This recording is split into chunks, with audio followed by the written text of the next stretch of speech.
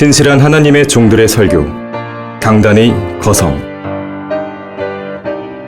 소돔과 고모라가 멸망할 때 머뭇거렸던 롯의 아내처럼 멸망해가는 이 세상 속에서 아직도 지체하고 머뭇거리고 계신다면 이 시간 설교에 귀 기울이셨으면 좋겠습니다. 지체하는 사람들 이란 제목으로 성경침례교회 박승용 목사가 전합니다. 본문은 창세기 19장 15절에서 26절입니다. 설교 제목은 지체하는 사람들입니다. 지체하는 사람들. 뭔가를 지체한다는 거죠. 머뭇거리는 것이죠. 망설이는 것이에요. 그 옛날 소돔과 고모라가 있었던 염해. 염해는 염도가 약 25%. 세계에서 염분이 가장 많은 바다입니다. 보통 바닷물은 염도가 4 내지 6%라고 합니다. 근데 염해는 이제 일반 바닷물보다는 5배나 소금기가 많은 것이에요. 염분이 너무 많다 보니까 생물이 전혀 살 수가 없어요. 그래서 염해를 우리는 사해다, 사해, 죽은 바다다, 그렇게 부르죠. 유대인의 역사가 요세푸스는 이 바다를 소돔의 바다다 그랬어요. 과거에 소돔이 있던 장소니까 그렇죠. 또 역청의 바다다. 오늘날 아랍인들은 이곳을 롯의 바다다, 롯의 바다, 그렇게 불러요. 사해에 왜 그렇게 소금이 많은 것인가? 왜 많은 것인가? 오늘 본문 24절과 25절에서 그 단서를 찾을 수 있어요. 소돔의 멸망과 관련이 있습니다. 그때 주께서 하늘에서 주께로부터 소돔과 고모라 위에 유황과 불을 비처럼 내리셨고 그 성읍들과 모든 평지와 성읍들의 모든 거민들과 땅에 자라는 것들을 뒤엎으셨더라. 자, 유황과 불을 내렸다 그랬습니다. 성읍들이 위치한 이 지역들은 사해 남쪽이에요. 지금 본래는 바다가 아니라요 평지였습니다. 이곳이. 그러니까 그 남쪽을 말하는 겁니다. 시딤 골짜기가 있고 그런 평지였어요. 자, 그런데 그런 평원이 유황과 불이 비처럼 떨어지던 그날에 하나님의 심판으로 완전히 뒤엎어지면서 소금기가 가득한 그런 바다가 되어버린 것입니다. 성경에서 하나님의 심판과 연관해서 이 불과 유황이 함께 종종 언급되는 것을 보게 됩니다. 그래서 불과 유황이 함께 타는 못, 일종의 호수죠. 그것을 뭐라 그래요? 불못, 그죠? 불못. 둘째 사망이죠. 불못에 들어가는 것이. 한편 유황은 소금과 연관되어 있습니다. 그러니까 불과 유황이 연관되어 있고 유황은 소금과 연관되어 있어요. 그래서 지옥불에 대해서 묘사를 할 때에 마가복음 9장 49절에서 유황으로 가득 찬 지옥불을 이렇게 묘사해요. 모든 사람이 불로 소금 치듯함을 받을 것이며 모든 재물이 소금으로 소금 치듯함을 받으리라 그랬어요. 그 연관성을 보여주죠. 불과 유황과 소금. 특히 롯이 소돔에서 나가던 날 하늘에서 불과 유황이 비오듯 쏟아질 때 롯의 아내는 소금 기둥이 되어버렸어요. 성경을 믿지 않은 사람들은 이것을 신화다, 설화다, 각종 이야기를 덧붙이지만 우리는 그런 것에 대해서 일고의 가치도 두지 않죠. 성경 말씀 있는 그대로 우리는 믿는 사람들입니다. 우리 다 같이 베드로 후서 2장 6절에서 8절까지를 보겠습니다. 베드로 후서 2장 6절에서 8절입니다. 창세기 19장의 내용을 아주 요약적으로 우리에게 진리를 제시해주고 있습니다. 철로역정의 한 장면과도 비유사해요.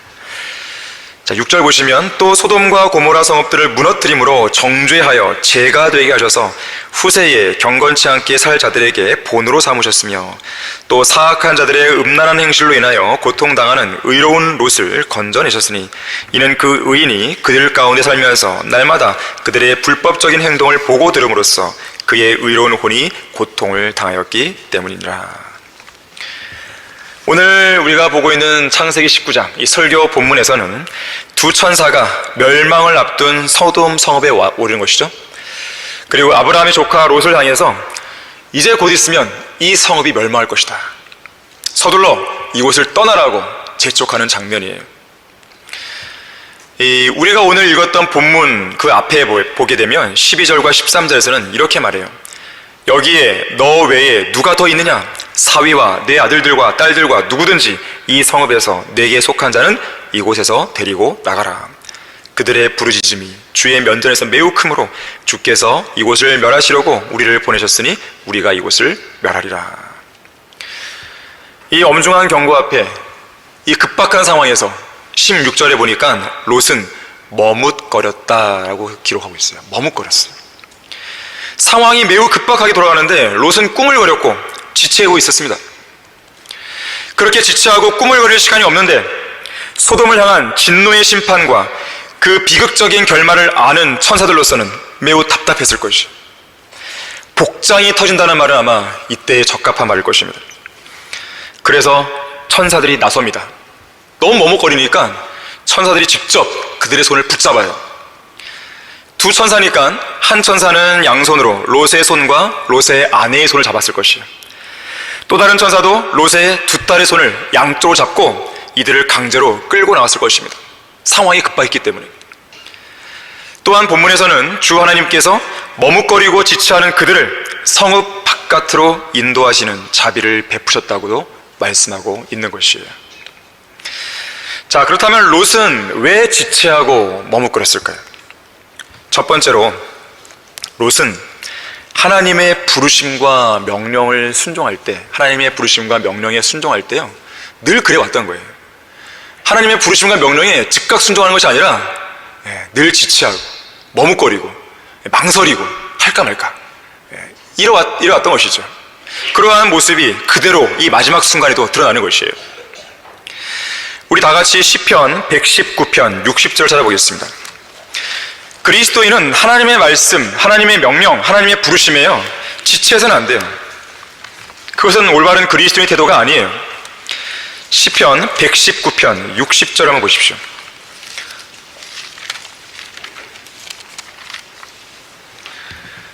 내가 주의 계명들을 지키는데, 잘 보십시오, 신속하고 지체하지 아니하였나이다. 롯은 영적으로 너무나 무기력했습니다. 하나님의 명령에 순종할 수 있는, 신속하게 응답할 수 있는 어떤 영적인 힘도 그에게 남아있지 않았습니다. 누군가가 그를 강제로 잡아 이끌지 않는 한 자신의 의지에 따른 믿음을 전혀 사용할 수 없었던 것이에요. 믿음을 사용할 줄 모르는 것이에요. 믿음에 따른 행동을 적극적으로 용기 있게 표명하지도 못합니다. 누군가가 강제로 끌어줘야 돼요. 하나님의 부르심과 명령에 순종해서 주님을 위하여 무언가 일할 수 있는 어떤 힘도 남아있지 않았어요.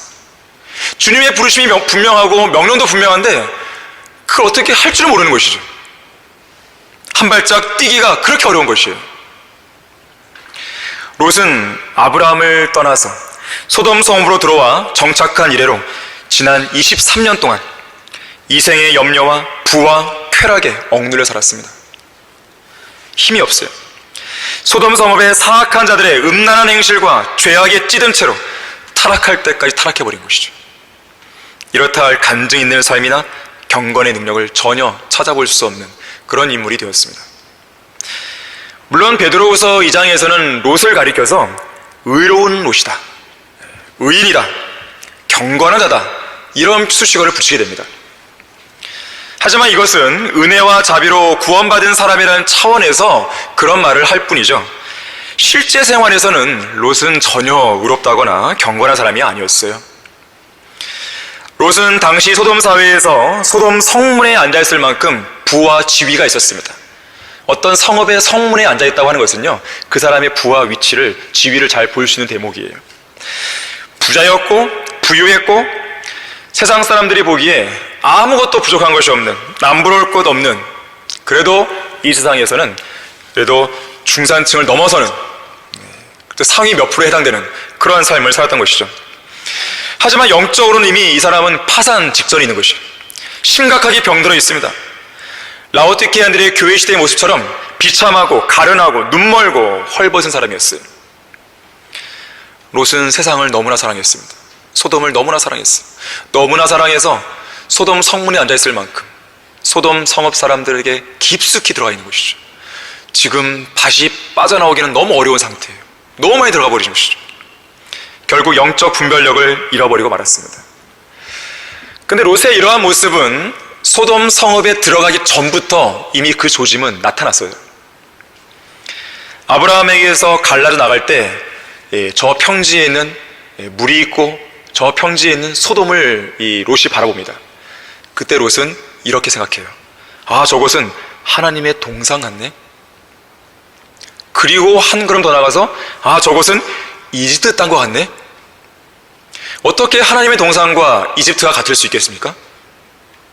하지만 세상 사람들이 보기에는 교회 다니는 생활이나 밖에서 생활하는 거나 똑같다고 생각하는 것이죠. 영적 분별을 잃은 사람은 교회에서 내가 그냥 대충 사는 거나 세상에서 죄를 지고 사는 거나 똑같게 생각하는 것이죠. 하나님을 위해 사는 삶이나 이 세상에 사는 삶이 똑같다고 생각하는 거예요. 그래서 하나님의 사역도 세상 일처럼 해버리는 것이에요.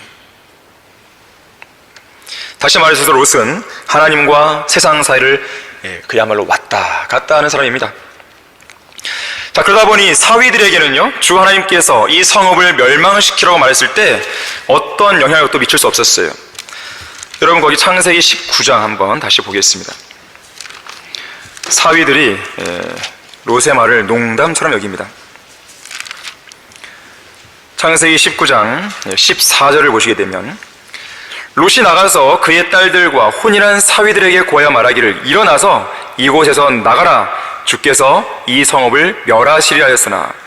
자, 그냥 성읍이 멸망한다 안 그랬고요. 주께서 이 성읍을 멸하시리라 하였으나 그 사위들에게는 그가 농담하는 사람같이 보였더라 그랬어요. 주 하나님께서 이 성읍을 멸망시킬 거라고 말했을 때 이 사위들은 롯을 잘 알잖아요. 평상시에 장인어른이 하나님의 말씀을 존중도 안 하고 하나님의 말씀에 순종도 안 하고 하나님의 명령이라면 늘 망설이고 그럴 의지도 없는 사람이 주님께서 세상을 멸망시킨다고 우리에게 말하고 있다. 그야말로 웃기는 코미디라고 생각했을 것이에요.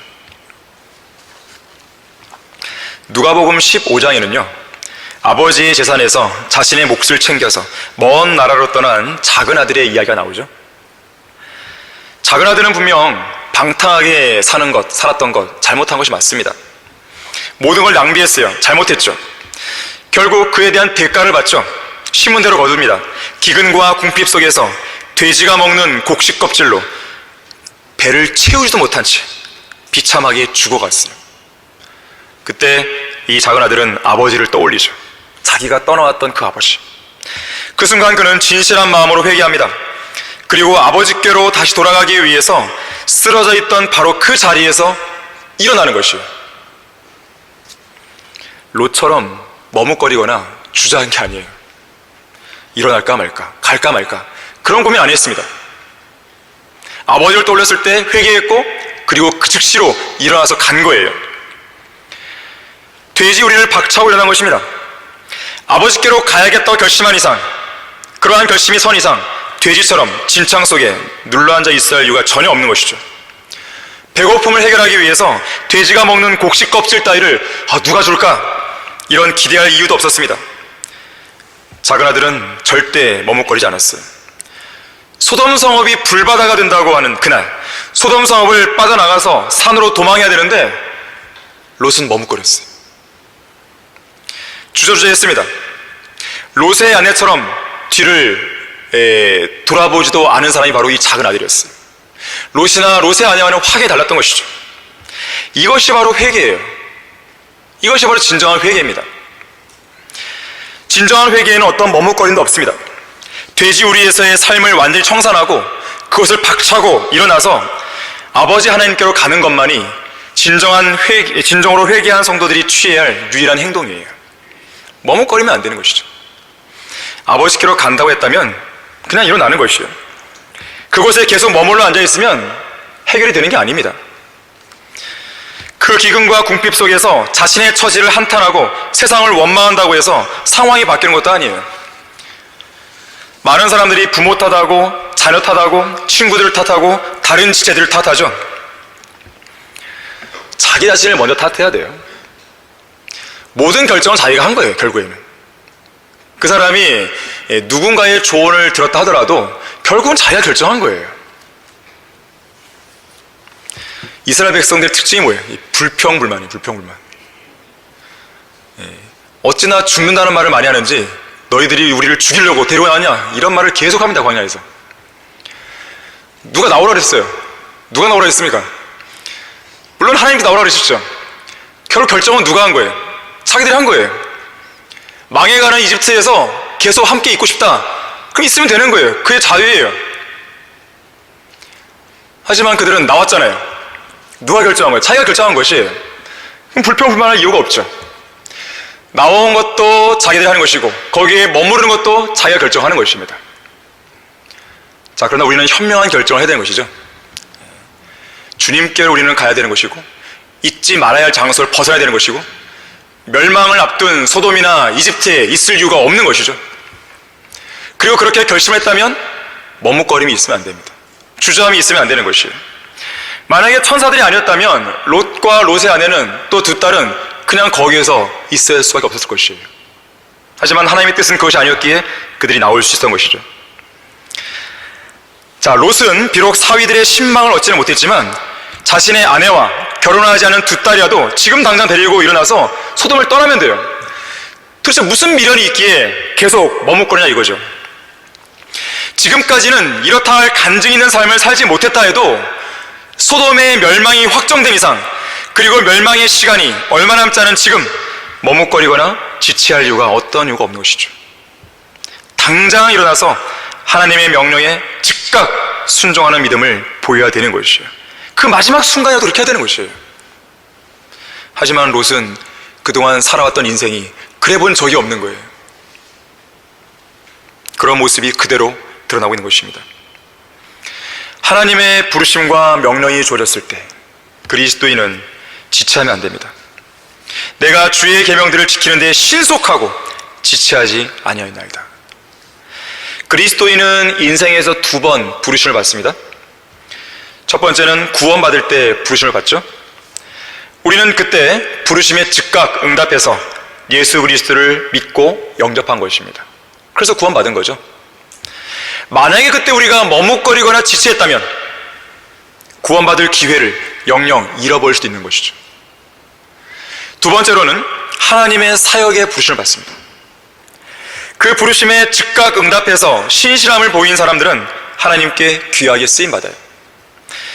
하지만 이때 역시 머뭇거리거나 지체하면 하나님을 섬길 수 있는 기회를 영영 잃어버릴지도 모릅니다. 그러나 하나님께서 정말 오래 참으시는 분이에요. 정말 오래 참으시는 분입니다. 여러 번의 기회를 주시는 거예요. 그러나 기억하셔야 돼요.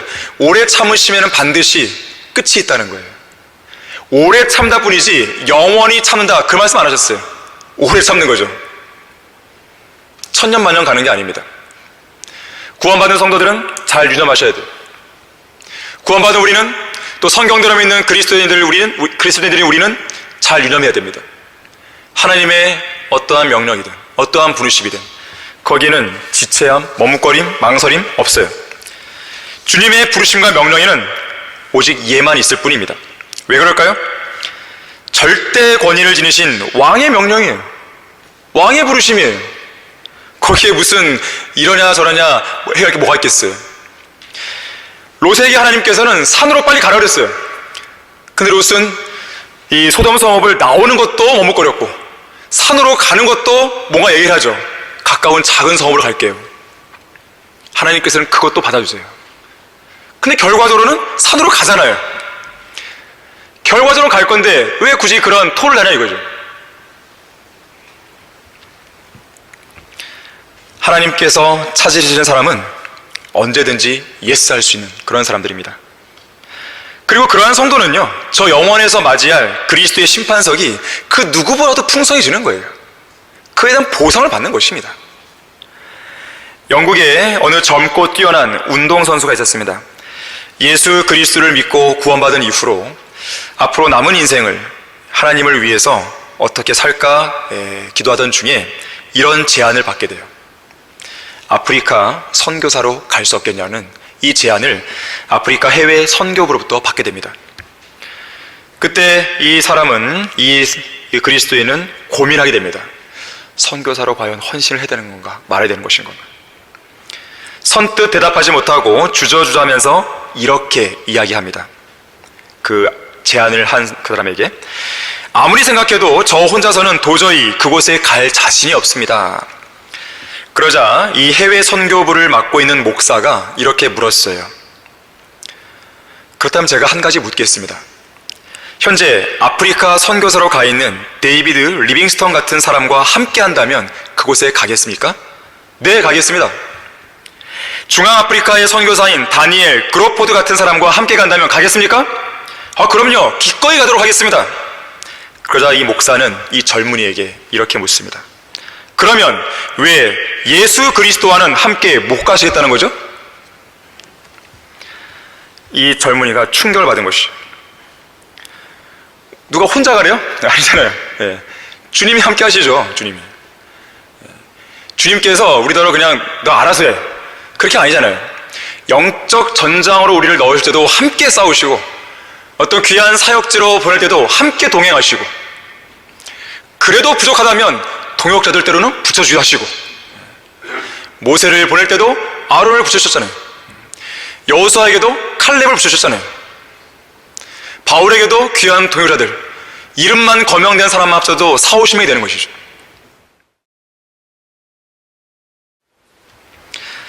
왜 롯은 지체하고 머뭇거렸습니까? 두 번째로, 롯은 세상을 대적하여 싸우는 이 전쟁에 있어서 늘 지체하고 머뭇거리는 사람이었어요.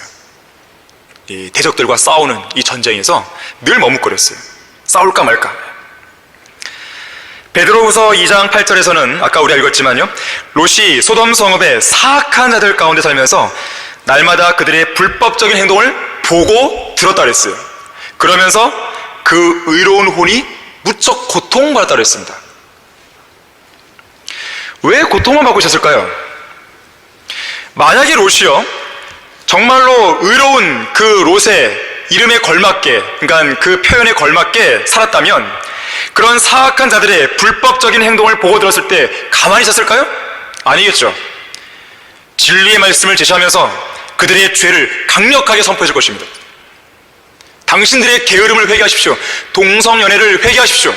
당신들은 사악한 죄인들입니다. 하나님께서는 당신들의 성읍을 사악한 죄인들의 성읍이라고 규정하셨습니다. 이제 곧 당신은 멸망할 겁니다. 정신 차리시죠. 라고 했다면, 그렇게 용감하게 싸웠다면, 또 그런 일에 있어서 늘 담대하게 신속하게 대처했다면 소돔을 떠나라는 그 명령에 미련을 둘 이유가 없죠. 그래, 이날이구나, 이제 가자. 내가 그동안 할 일은 다 했으니까 이제 가는 거야. 만약에 주님께서 오늘 이리 올라오라 하시면 여러분들 갈 준비가 되어 있으십니까? 되어 있으셔야 되는 것이에요. 그동안 열심히 여러분들이 영적 전장에서 싸워왔다면, 죄에 대해 경고하고 심판에 대해 경고하고 예수 그리스도의 구주의 필요성을 담대하게 복음을 통해 전파했다면 미련이 없죠, 이제. 하지만 그런 일을 제대로 못한 채로 이것도 아니고 저것도 아니고 뜨거운 것도 아니고 차가운 것도 아니고 그들과 늘 타협 아닌 타협을 해가면서 그들의 비위나 맞춰가면서 생활했던 그리스도인은 아직 떠나갈 준비가 안 돼 있는 것이죠. 계속 미련이 남는 거예요. 복음을 정작 전하지도 않으면서 그들에게도 복음을 전해야 되는데, 이런 마음은 계속 한 곳에 있는 것이죠. 그런데 정작 전하지는 않은 것이죠. 이게 문제입니다. 의로운 이 롯이라고 불리는 이 롯은 이 망설임과 머뭇거림 속에서 여전히 이 소돔 성읍에 대해서 미련을 두고 있어요. 성경은 우리가 영적 전쟁에서 대적들을 공격하고 죄들을 진멸시키는 일에 있어서 지체해서는 안 된다고 그랬어요. 우리 여호수아 10장 19절 한번 찾아보겠습니다. 우리가 영적 전쟁에서 지체를 하면요, 우리 안에 마귀가 둥지를 틀어요. 우리가 단호한 자세를 취하지 않으면 그것은 우리에게 요새가 됩니다. 자, 여호수아 10장 19절을 보시면 여호수아가 이런 명령을 줍니다. 너희는 지체하지 말고, 지체하지 말라 그랬어요. 너희 원수들을 추격하여 그들의 후미를 쳐서 그들의 성읍들로 들어가지 못하게 하라. 이는 주 너희 하나님께서 그들을 너희 손에 넘겨주셨음이라 하더라. 대적들과 싸우는 데 있어서 절대로 머뭇거리지 말아야 됩니다. 여호수아 10장의 내용은 기브온 전투를 다루고 있어요. 기브온 전투. 하나님께서 친히 싸우심으로써 이스라엘의 위대한 승리로 이 전쟁은 끝이 납니다. 적들은 더 이상 싸울 힘이 없어요. 전의를 상실했고 도망가기 바빴습니다. 자, 거기 16절, 17절 보십시오. 그러나 이 5 왕은 도망하여 마케다에 있는 굴에 숨었더니 누군가가 여호수아에게 고하여 말하기를 5 왕이 마케다에 있는 굴에 숨은 것을 발견하였나이다 하더라. 그러자 여호수아는 19절에서 왕들이 숨어있는 그 굴 입구를 큰 돌로 막아버리게 됩니다. 그리고 왕도 없이 뿔뿔이 터지는 패잔병들을 추격하여 진멸시켜요. 여기 굴 속으로 숨어든 5 왕은요, 우리의 삶 속에 숨어드는 죄들의 실상을 보여줍니다. 물론 우리의 여호수아, 군대 대장이신 예수 그리스도께서는 갈보리에서 벌어진 영적 전쟁에서 우리를 위해 싸우셔서 그 죄들을 폐주시키고 물리치셨습니다. 자, 그런데 그때 패배하여 당한 죄들이 여기 마케다 굴 속에 숨어버린 5 왕처럼 우리 안으로 몰래 숨어드는 것이죠. 거기 18절 다시 보시면요, 여호수아가 말하기를 굴 입구에 큰 돌들을 굴려 막고 사람들을 그 곁에 세워 지키게 하며 너희는 지체하지 말고 너희 원수들을 추격하여 그들의 후미를 쳐서 그들로 그들의 성읍들로 들어가지 못하게 하라. 이는 주 너희 하나님께서 그들을 너희 손에 넘겨주셨습니다 하더라. 패배하여 달아난 이 죄들이 여기 마케다 굴 속에 숨어버린 5 왕처럼 우리 안으로 몰래 숨어 들어오는 것이죠. 바로 육신의 죄들의 몸 안에 들어오는 것이에요. 그러면서 훗날을 도모하고 거점들을 구축하고 활동하기 쉬운 요새들을 우리 안에 세워나가는 것입니다. 일반적으로 우리가 사탄에게 굴복했거나 하나님께 불순종하고 굴복하지 않은 영역은 마케다에 있는 이 굴처럼 죄들이 자리 잡기에 무난한 장소가 되어버립니다. 한번 죄들을 위한 거점이 마련되고 요새가 구축되면 그거를 제거하기가 쉽지 않아요. 그래서 죄라고 하는 것은요, 초전에 박살을 내야 됩니다. 끝장내야죠, 처음에. 이거에 대해서 뭐 유연하게 대처하면요, 언제 어느새 큰 강력한 요새가 되었을지 모르는 것이에요. 그래서 우리는 아예 처음부터 그런 죄들이 우리 안에 자리 잡지 못하도록 만들어야 됩니다. 우리 안에 작든 크든 어떤 캄캄한 굴도 만들면 안 돼요. 바위를 부숴내는 큰 망치 같은 말씀으로 그 굴을 부숴뜨리든지 말씀의 빛으로 굴의 구석구석을 환하게 밝히든지 해야 되는 것입니다. 자, 그래서 우리는 죄들이 어디로도 숨어 들어가지 못하도록 사전에 차단할 수 있어야 되는 것이죠. 여호수아가 19절에서 원수들이 그들의 성읍들로 들어가지 못하게 하기 위해 지체하지 말고 가서 그들을 공격하라고 명령한 것이 바로 이런 이유 때문에 그런 거예요. 한번 견고한 요새로 들어가면 그들을 끌어내기가 쉽지 않습니다. 그런데 20절에 보니까 원수들 가운데 일부가 방벽 친 성읍들로 들어간 거예요. 누군가가 놓친 것이죠. 한순간에 방심이 놓친 거예요. 자, 이렇게 놓쳐버린 적들은 영적 전쟁에서 우리가 쉽게 간과하는 죄들에 해당합니다. 예를 들면 이런 거예요. 이 정도는 괜찮겠지 하면서 짓는 것들. 남들도 다 하는데 어때? 이러면서 정당화하는 것이죠. 누가 보지 않으니까 괜찮아. 성경에는 꼭 그렇게 하지 말라는 내용이 없잖아. 이번 한 번만 하지 뭐. 이런 식의 것으로 자기의 죄들을 정당화하는 것입니다. 그래서 군중 심리가 그렇게 무서운 것이에요. 자기와 똑같은 죄들을 짓는 사람들 안에 딱 숨어 있으면요, 괜히 마음이 편해집니다. 남들도 하니까. 이것이 그 사람에게 큰 문제를 낳게 되는 것이죠. 자, 흔히 줄이 엉성하게 얽혀있는 그물은요, 찌꺼기를 잘 걸러내지 못합니다. 하지만 촘촘하게 얽혀있는 그물은 작은 오물도 걸러냅니다. 자, 영적으로 성숙한 그리스도의 모습이 바로 이와 같아요. 그 삶의 자세가, 그 간격이 좁고 그 골은 그물과 같아서 작은 죄까지도 하나님께 자백하고 버리는 것입니다. 하지만 걸러내지 못하고 쉽게 간과해버린 죄들이 우리 안으로 하나씩 스며들 수 있다는 것을 기억해야 돼요. 자기 스스로 성별의 기준을 낮추게 되면 이런 일이 비일비재하게 일어납니다. 하나님께서는 우리에게 성별과 관련해서 어떤 기준을 주셨어요. 그건 성경적 기준입니다. 여러분들 스스로 그 기준을 낮추시면 안 돼요. 낮추시는 순간 그 문턱을 수많은 죄들이 넘나들 것입니다. 또한 이렇게 놓쳐버린 적들은 죄들을 향한 공격이나 압박의 수위를 낮출 때, 또 죄들과 싸움을 집요하게 지속하지 않을 때 생겨날 수가 있는 것이에요. 그래서 우리는 죄들과의 싸움에 있어서 그 어떠한 상황에서도 지체하면 안 됩니다. 머뭇거림이 있으면 안 돼요. 한 번에 내가 끝내야겠다. 한 번에 못 끝내면 두 번, 세 번이라도 어쨌든지 완결 지을 때까지 내가 끝장을 보겠다. 그러한 자세가 있어야 되는 것입니다. 결국 이러한 적들을 여호수아는요 다 끌어내서 처단하는데요. 거기 22절부터 25절을 보세요. 그 후 여호수아가 말하기를 굴의 입구를 열어 그 굴에서 그 5 왕을 내게로 끌어내라 하니 그들이 그대로 하여 굴에서 그 5 왕을 그에게로 끌어내었으니 예루살렘 왕, 헤브론 왕, 야르문 왕, 라키스 왕, 에글론 왕이라. 그들이 그 왕들을 여호수아에게로 끌어내자 여호수아가 이스라엘의 모든 사람들을 부르고 그와 함께 간 전사들의 대장들에게 말하기를 가까이 와서 너희 발로 이 왕들의 목을 밟으라 하니 그들이 가까이 와서 그들의 발로 그 왕들의 목을 밟으니 여호수아가 그들에게 말하기를 두려워 말고 낙심치 말며 강건하고 담대하라. 이는 주께서 너희가 대적할 모든 너희 원수들에게 이같이 하실 것임이라 하니라. 자, 이처럼 이 왕들의 목을 밟았다는 것은 완전한 정복과 완전한 승리를 보여주는 거예요. 적들 위에 군림하는 것입니다. 자, 이러한 모습이 우리의 영적 전쟁으로 적용되었을 때 이렇게 볼 수 있는 것이죠. 죄들을 주님께로 끌고 나와야 되는 것이에요. 이스라엘 백성들이 5 왕을 여호수아에게로 끌고 왔듯이 우리도 죄들을 예수 그리스도의 보혈 아래로 가져와서 그 아래 굴복시키는 것이에요. 죄에서 자유를 얻을 수 있는 길, 죄를 굴복시키고 그 위에 군림할 수 있는 유일한 방법은 예수 그리스도의 피밖에 없는 것이에요. 또한 우리가 어떤 특정한 죄에 대해 승리를 맛보게 되면요 또 다른 죄와 싸우는 데 있어서 자신감과 담대함을 얻습니다. 여기 여호수아도 그렇게 말하잖아요.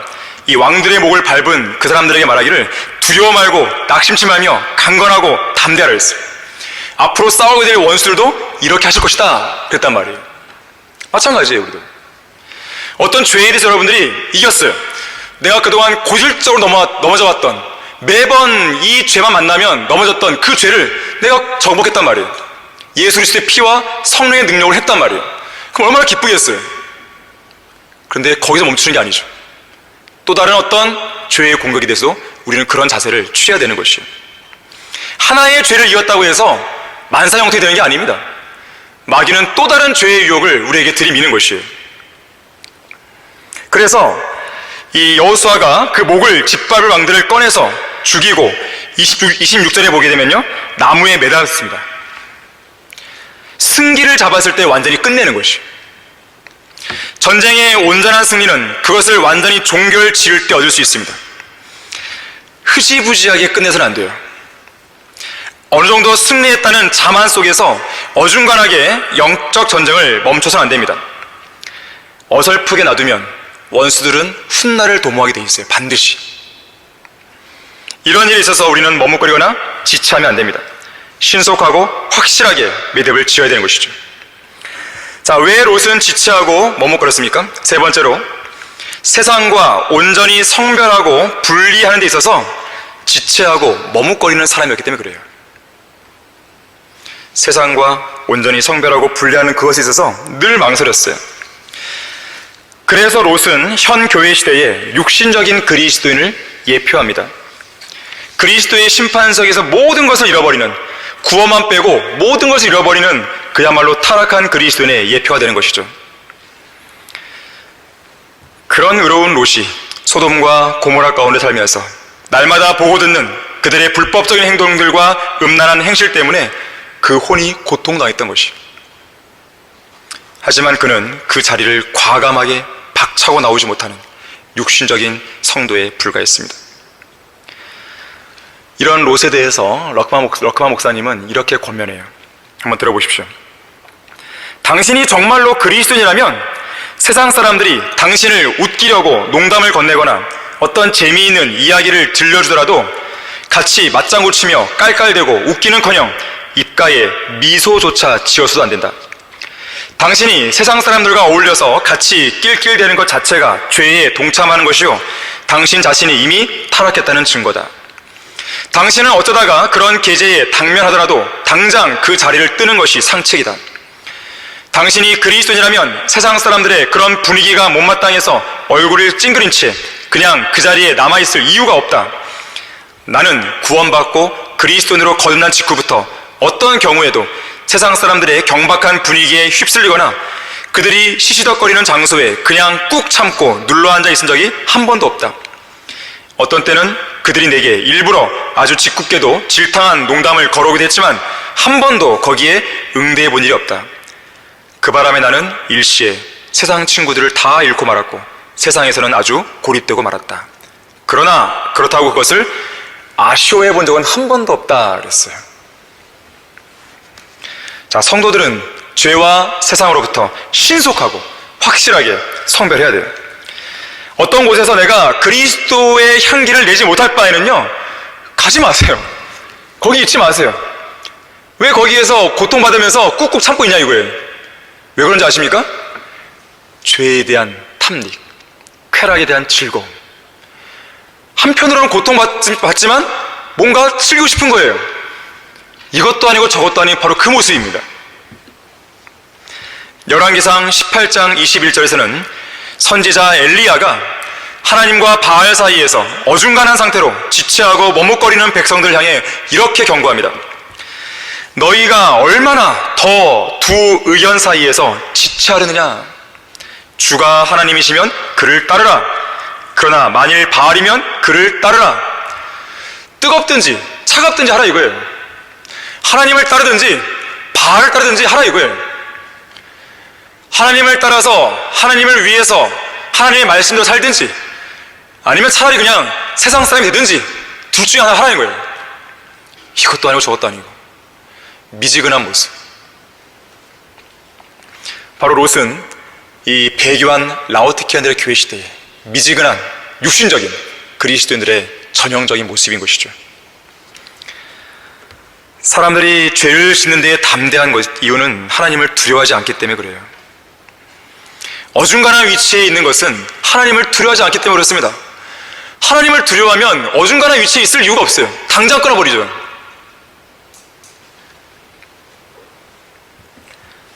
환한 대낮에 공개적인 장소에서 죄를 짓는 사람은 거의 없죠. 일반적으로 어두운 밤에 혼자 있을 때 은밀한 장소에 짓습니다. 아무도 안 보니까. 정말 안 보나요? 우주를 누가 만드셨어요? 산과 바다를 누가 만드셨어요? 동물과 식물, 우리 인간들을 누가 만드셨어요? 인류의 역사를 누가 주관하세요? 우리가 보고 있는 것, 지금 뭘 보고 있는지, 뭘 듣고 있는지, 우리가 무엇을 말하고 있는지, 우리의 앉고 서는 것, 우리가 생각하는 것, 그 모든 것, 그것을 일일이 헤아리시는 분이 지금 계시는 거예요. 그분의 이름은 거룩이신 분, 곧 거룩하신 주 하나님이십니다. 그분 안에는 전혀 어둠이 없습니다. 정결한 눈을 가지신 분이에요. 그런 하나님께서 어두운 밤에 혼자 은밀한 장소에서 몰래 죄를 짓는 바로 그 사람들을 보고 있는 것이죠. 그 사람들의 마음속에서 일일이 일어나는 그 생각들을 다 하시는 것이죠. 거듭난 성도들이 어중간한 상태에서 거룩한 민족이요 독특한 백성으로서의 성별된 위치를 쉽게 저버리는 이유, 역시 하나님을 두려워하지 않기 때문에 그래요. 하나님을 두려워하십시오. 하나님을 두려워하게 되면 이런 어중간한 상황은 나오지 않아요.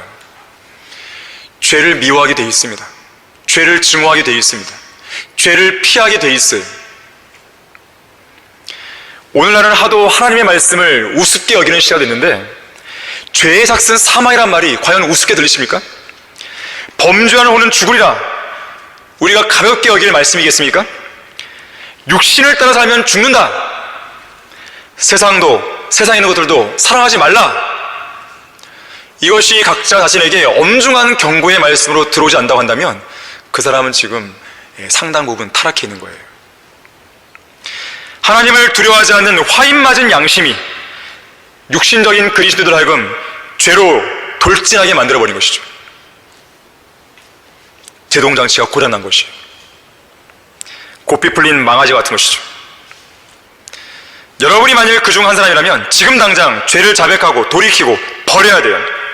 작은 아들처럼 당장 그 자리에서 일어나야 돼요. 거룩한 삶의 자리로 돌아와야 되는 것입니다. 주의 눈은 어느 곳에서나 악한 자와 선한 자를 살피신다고 그랬어요. 자, 하나님께서는 여러분이 그토록 감추고 싶어 했던 수치스러운 일들까지 모두 다 드러낼 수 있는 분임을 기억해야 됩니다. 내가 죄를 감추고 싶다고 해서요, 계속 감추시는 게 아니에요. 물론 하나님께서는 그것을 여러분의 생애 가운데 드러내지 않으실 수도 있습니다. 하지만 그것은 하나님의 자비일 뿐이지 여러분이 그것을 이용하는 도구로 쓰면 안 돼요. 그런 순간 하나님께서 언젠가 여러분이 은밀히 졌던 그 죄를 들추어내시는 거예요. 잠언 10장 27절에서는 이렇게 말합니다. 주를 두려워하면 장수하려니와 악인의 연수는 짧아지리라. 이 말씀이 무슨 의미인지 아십니까? 뭐 어려운 의미는 아니죠. 그런데 이 말씀을 정말 진지하게 받아들인지 그걸 묻는 거예요. 하나님을 두려워함으로써 더러운 죄로부터 성별한 사람은 오래 산다는 거예요. 하지만 하나님을 두려워하지 않음으로써 더러운 죄 가운데 뒹구는 사람은 일찍 죽는다는 뜻이에요. 자, 1년 뒤든 3년 뒤든 5년 뒤든 10년 뒤든 주님께서 이 기간 안에 오신다고 했을 때 과연 이 자리에 앉아있는 성도들 중에 그 기간 안에 죽지 않고 여전히 살아있는 상태에서 주님을 맞이할 사람이 누군지 아십니까? 제가 누구라고 이렇게 꼬집을 수는 없겠죠. 근데 어떤 유형을 말할 수 있겠죠. 방금 읽었던 잠언 10장 27절대로 한 사람일 것이에요. 하나님을 두려워하는 성도예요. 하나님을 두려워하지 않는 성도는 지금 당장 죽을 수도 있는 것이에요. 아니면 저녁에, 아니면 내일 아침에. 하나님을 두려워하지 않으면 그렇게 됩니다. 하지만 여러분들이 하나님을 두려워하면 여러분의 인생은 안전합니다. 보장받는 것이에요. 결론을 맺겠습니다. 저는 이 시간에 여러분에게 우리 그리스도인들이 지체하거나 머뭇거리지 말아야 할 세 가지를 이야기했어요. 첫 번째는 하나님의 부르심과 명령에 순종하는 데 있어서 지체하지 말아야 돼요. 두 번째, 세상을 대적해서 죄와 싸우는 데 있어서 머뭇거리지 말아야 됩니다. 세 번째, 세상과 온전히 성별하고 분리하는 데 있어서 어떤 망설임도 없어야 돼요. 이렇게만 한다면 진노의 심판과 멸망이 확정된 이 세상에 대해서 어떤 미련도 남아있지 않게 됩니다. 언제라도 떠날 준비가 되는 것이에요. 특히나 우리 구주이신 예수 그리스도께서는 이제 우리를 데리러 오시는 그 일에 있어서 지체하지 않겠다고 말씀하세요. 내가 나의 의를 가까이 가져오나니 그리 멀리 있지 않을 것이라. 내 구원이 지체하지 않을 것이며 내가 나의 영광 이스라엘을 위하여 시온의 구원을 누리라. 이사야 46장 13절이죠. 조금 있으면 오실 리가 오시리니 지체하지 아니하시리라. 히브리서 10장 37절이죠. 하늘과 그 안에 있는 것들과 땅과 그 안에 있는 것들과 바다와 그 안에 있는 것들을 창조하신 영원 무궁토록 살아계신 그분을 두고 맹세하기를 더 이상 지체하지 않을 것이라. 요한계시록 10장 6절이죠. 자, 이러한 약속을 주신 분은 신실하신 하나님이세요. 이러한 약속에 대한 믿음의 고백을 우리는 흔들림 없이 굳게 붙들어야 돼요. 자, 어쩌면 주님은 내일 오실지도 몰라요. 아니면 오늘, 지금 당장 이리 올라오라고 우리를 부르실지도 모릅니다. 만약에 주님께서 오늘 오신다면 우리는 그 어느 때보다도 지체하고 머뭇거릴 시간이 없어요. 롯은 천사들의 분명한 엄중한 경고 앞에서 머뭇거렸어요. 롯의 아내는 세상에 대한 미련을 못 버리고 뒤를 돌아봤어요. 오늘날 많은 그리스도인들이 그들의 전철을 밟고 실족해버리고 있습니다. 지금까지 여러분이 어떤 삶을 살아왔는지 저는 잘 몰라요. 하지만 한 가지 분명하게 말할 수 있는 것이 있어요. 설령 지금까지 롯처럼 늘 주저주저하면서 오늘 이야기했던 세 가지 사항에 대해 머뭇거리고 지체한 결과 이 땅을 떠날 준비가 제대로 되어 있지 않은 성도라면, 자, 지금도 늦지 않았어요. 지금부터라도, 지금 이 순간부터라도 지체하고 머뭇거리는 어중간한 인생을 청산해야 돼요. 그렇게 결단함으로써 하나님의 명령과 부르심에 온전히 순종하여 하나님께서 기뻐하시는 거룩한 산제물로 자신의 몸을 온전히 성배해서 드리는 여러분이 되기를 바라는 것입니다.